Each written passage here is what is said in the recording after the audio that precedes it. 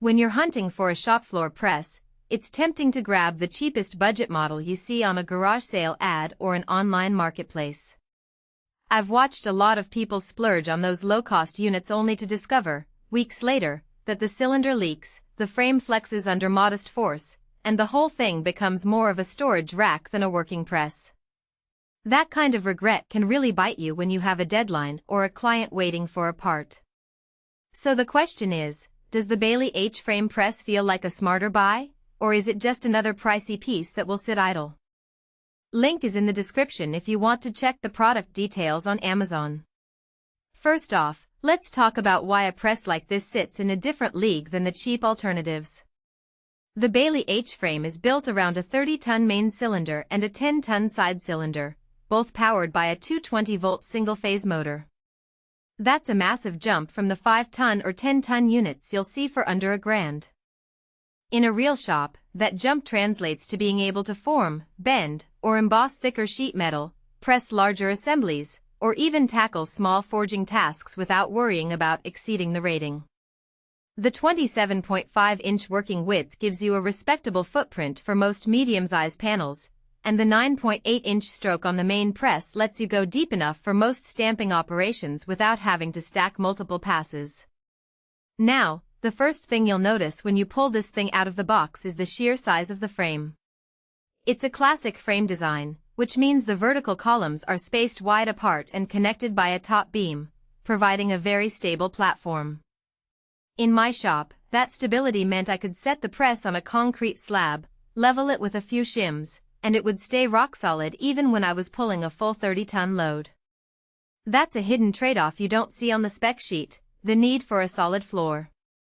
If you're operating out of a garage with a wood floor, you'll have to invest in a reinforced base or a concrete slab, otherwise you'll feel the vibration and could damage your floorboards over time. Daily usability is surprisingly straightforward.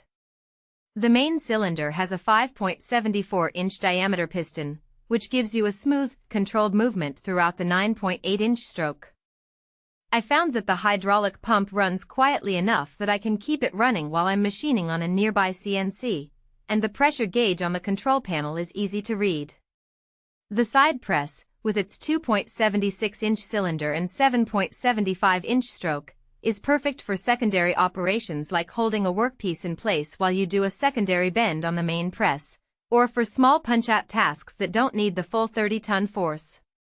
Because the two cylinders are independent, you can run them together or separately, which adds flexibility you rarely get on a single-cylinder unit.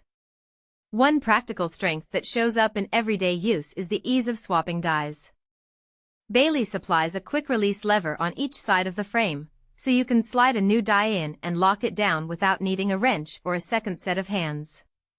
In a production run where you're alternating between a 2-inch radius bend and an inch punch, that saves you a lot of downtime.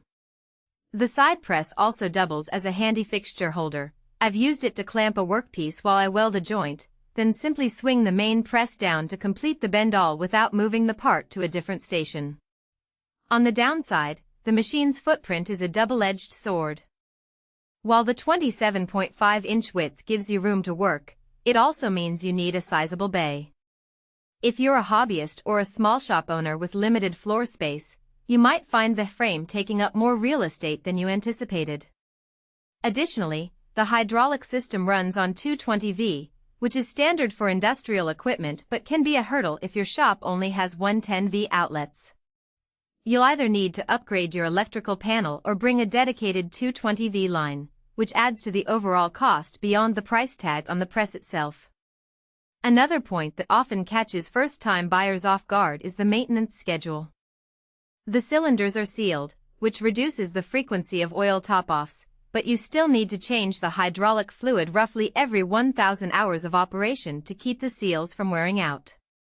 Baileigh does provide a drain valve and a simple fill port, so the process isn't complicated, but it does require you to set aside a few hours every few months. If you're looking for a set-it-and-forget-it machine, you might need to factor that into your decision. So who should actually consider buying this press? If you're running a small to medium-sized fabrication shop that regularly handles 10 to 14 gauge steel, aluminum sheet, or even some light stainless steel work, the 30-ton capacity gives you the confidence to take on jobs that a 5-ton unit